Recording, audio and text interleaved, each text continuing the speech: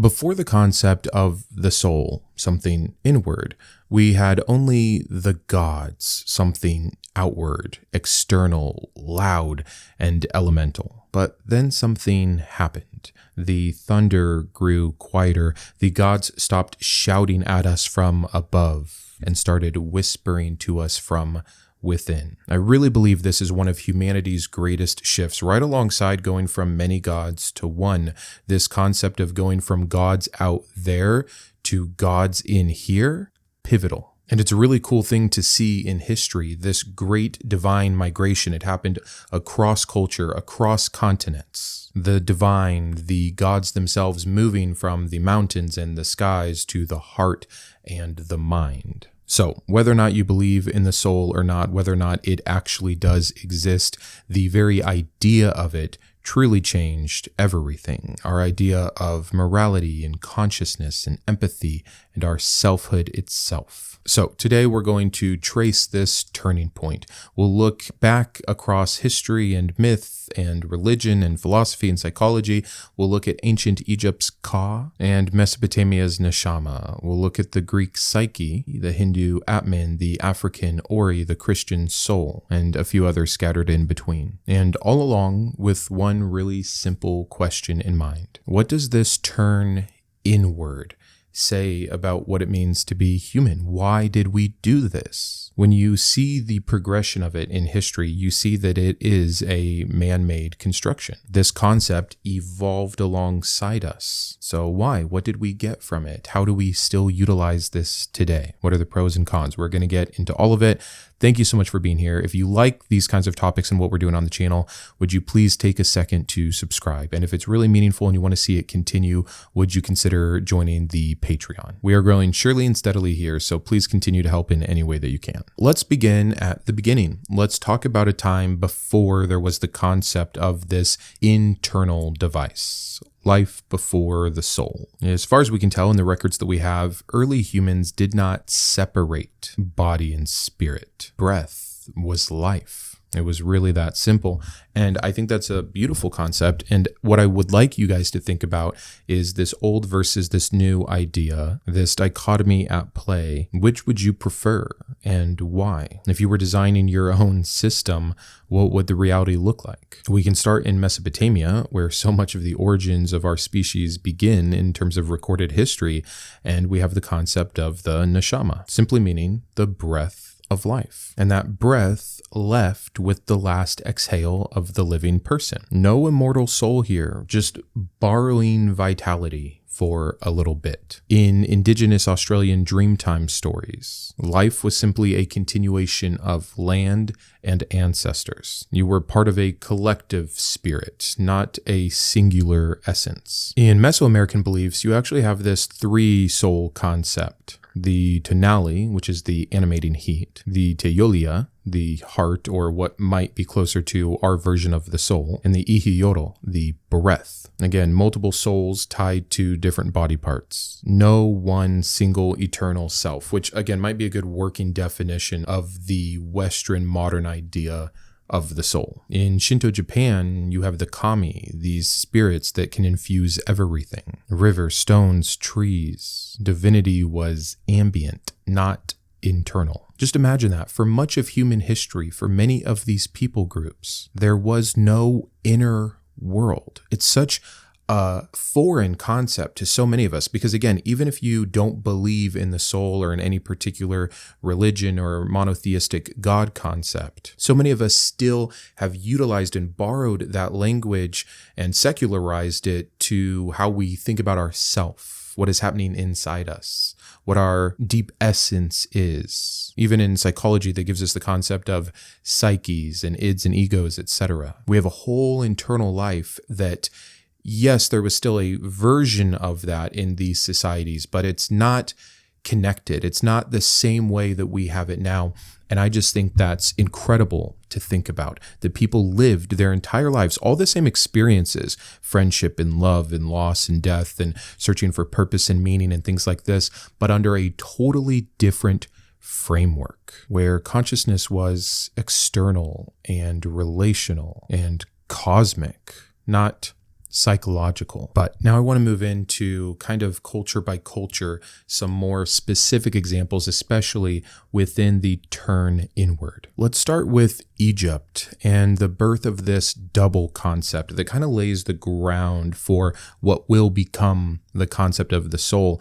You have the Egyptian Ka and Ba. And by the way, I think there's some argument on the proper pronunciation, especially on the Ka. It might be more like cow or ko, but I'm going to go with Ka and Ba here. Ka is your vital essence. It's given to you by the gods, and it needs care even after death. Whereas Ba is your individuality, your mobility, your personality. Together, they become kind of the blueprint for the soul, something simultaneously you, but also beyond you. And so we get this dualism, the visible self and the invisible self, which, like I said, kind of set us up. It plants the seed for later ideas of a split between body and spirit. So nothing happens in a flash. This is a long evolution, and it happens in parts, and sometimes it regresses and sometimes it moves quicker, but it depends on what culture and what timeline you're looking at. I'm just going to try to give you the highlighted points here. So let's move now to India's Atman, the self that is all. We get this concept from the Upanishads. This is 6th to 8th century BCE, and the Atman then is described as the innermost self. Ultimately, it is identical with Brahman, the absolute, that art thou.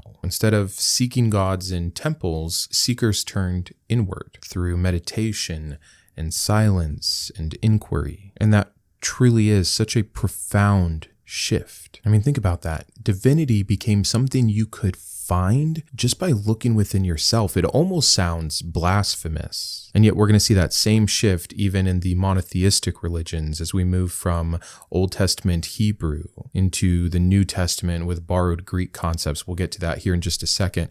But when you phrase it like this, when you frame it correctly as all of a sudden finding God inside yourself, it's such a bold claim by man. And I think it's fascinating. You didn't have to conquer someone else or obey a priest.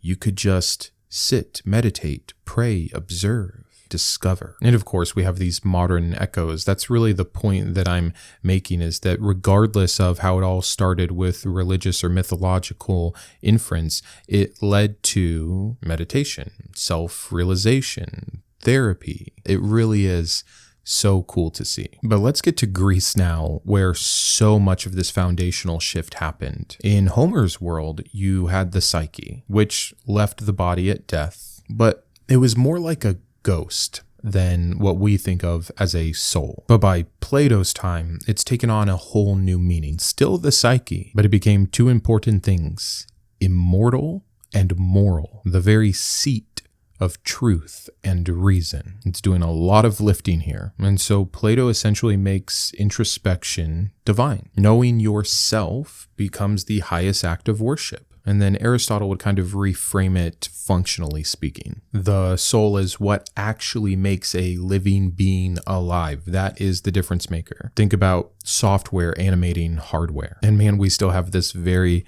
tension today. Eternal essence versus some kind of emergent process. Now, somewhere we haven't gone much yet on this channel is Africa. In so many African cosmologies, the soul was never isolated. I mentioned the word Ori earlier. That comes from the Yoruba people. Ori being the inner head, one's personal destiny. And it's chosen before birth, but it's still guided by the divine. So kind of a combination. The Akan, the Ghana people, recognized what they called Kra, a divine spark, and Sunsum, the personality force that goes alongside it. And then because of the Greek influences later on going back to Egypt, we see in places like Alexandria with philosophers like Plotinus, the development of Neoplatonism, the soul's great journey back to the one. So here the soul wasn't just personal, it was connective. Your life force was part of something greater, a moral and ancestral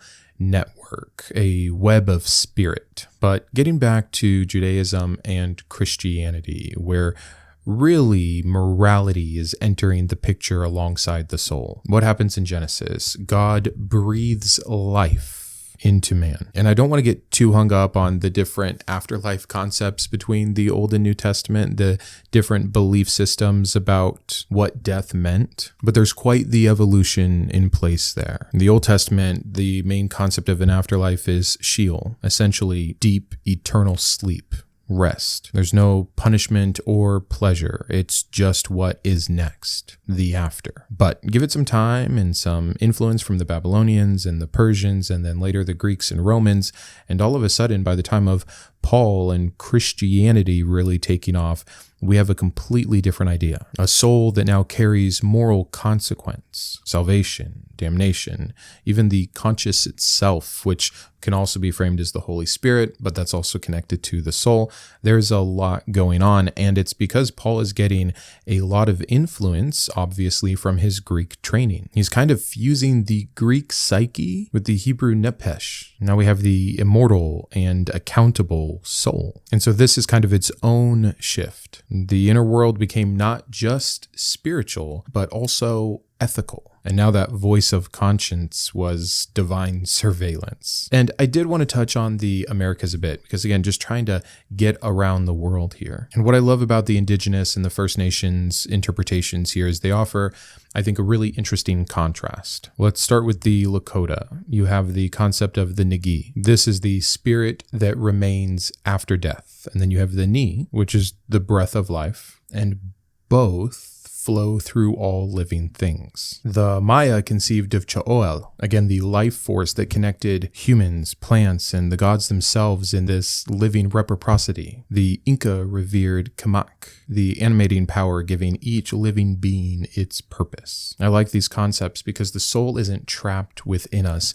it's always flowing through and among us. Maybe my personal favorite of all of the different insights. So, kind of moving into one of our two last parts here, I want to look at some more modern philosophical ideas about the soul, and then what the soul still means, and we'll close out. So, even if the soul isn't real, what this entire progression gave us was the language of an inner life. If you've traveled or you've gotten to understand other cultures, you can see just how radically different the base framing can be for things. We all grow up in our own little bubbles and we think this is what it is to be human. This is what it is to think. This is how everyone processes. This is how everyone determines right and wrong and all of these other things.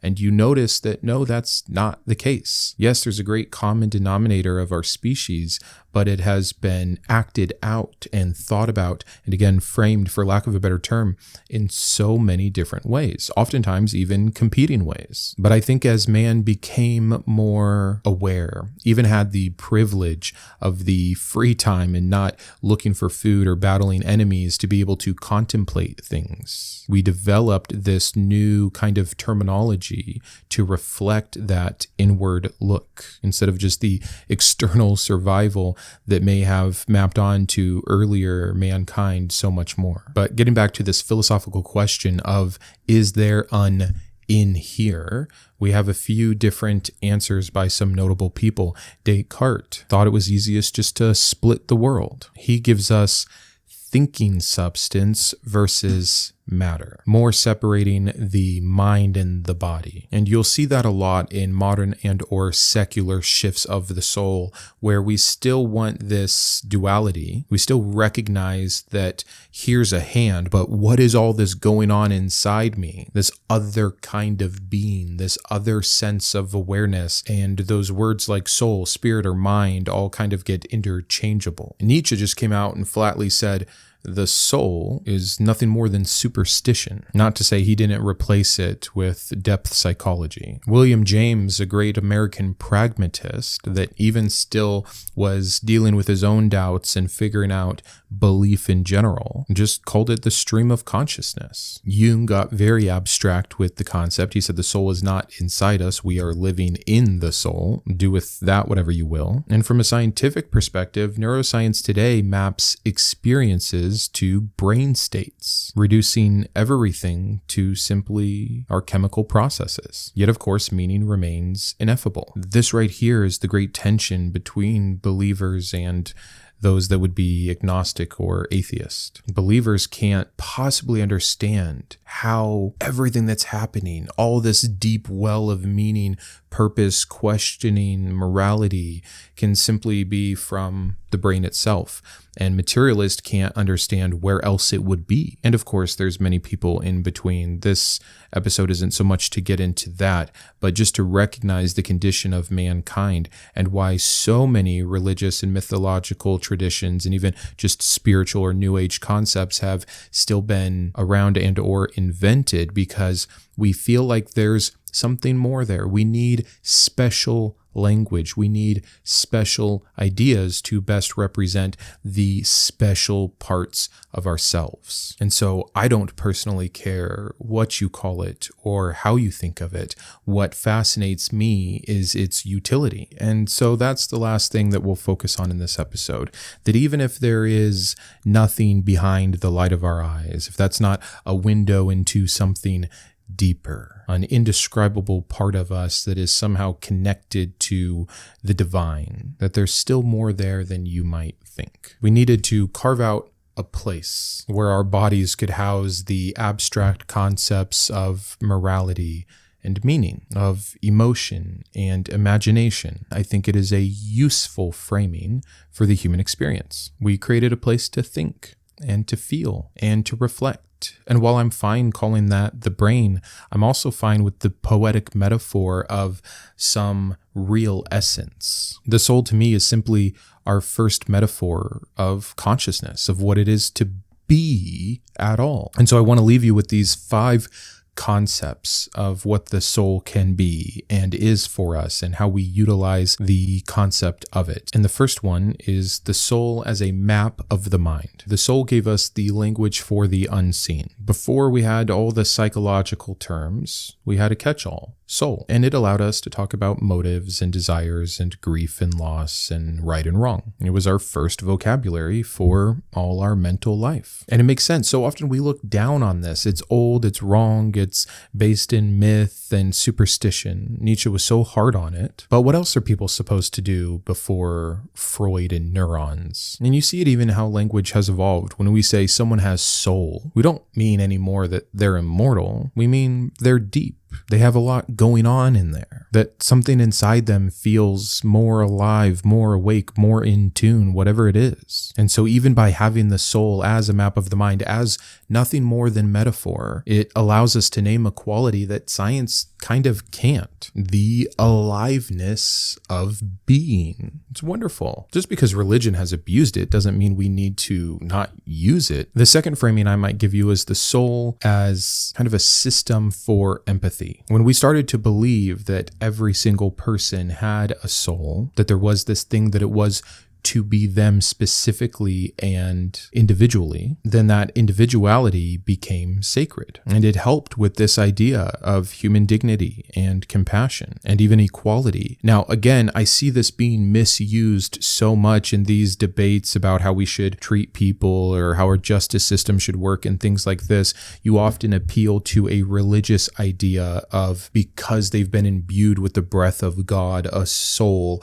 they have worth, they have value. And so thus, again, there's this negative aspect if one doesn't actually literally believe in the soul, that they have no basis for why people should be respected or inherently valuable. And to me, I just see it as a semantic problem. It's like our evolution hasn't finished. We created gods and souls so that we could protect ourselves and give everyone rights. But again, that was a form of utility to achieve this end-all empathy. I have a lot more to say on that subject and how things are going now with that and religion's role, but we're going to leave that for another time. A more uplifting one, not that the last one wasn't, but just the side effects of it cannot be, is thinking of the soul as a source of creativity, a much more poetic expression of the inward self. The artist, the poet, the dreamer. When we create at all, it feels like we're drawing from some deeper well inside of us. It's funny because that's exactly what the Greeks meant by the word inspiration, being breathed into by God, even if that God is inside. It's divine. It's something larger than ourselves. Why we also have the concept of the muse tied to that kind of creativity. Because when we see humans express themselves in uniquely beautiful ways, we think that's more than human. And so again, we needed the metaphorical language to associate when we find great value in the beauty of what humans are capable of. Now, part of me loves that, and part of me hates that we couldn't just let it be human. We had to subjugate ourselves to being less than and only capable of that greatness when infused with divinity. So a couple different ways you can think about that one. Next, and we covered this, so I won't go too deeply into it, but just a language for morality. And that difference between can you and should you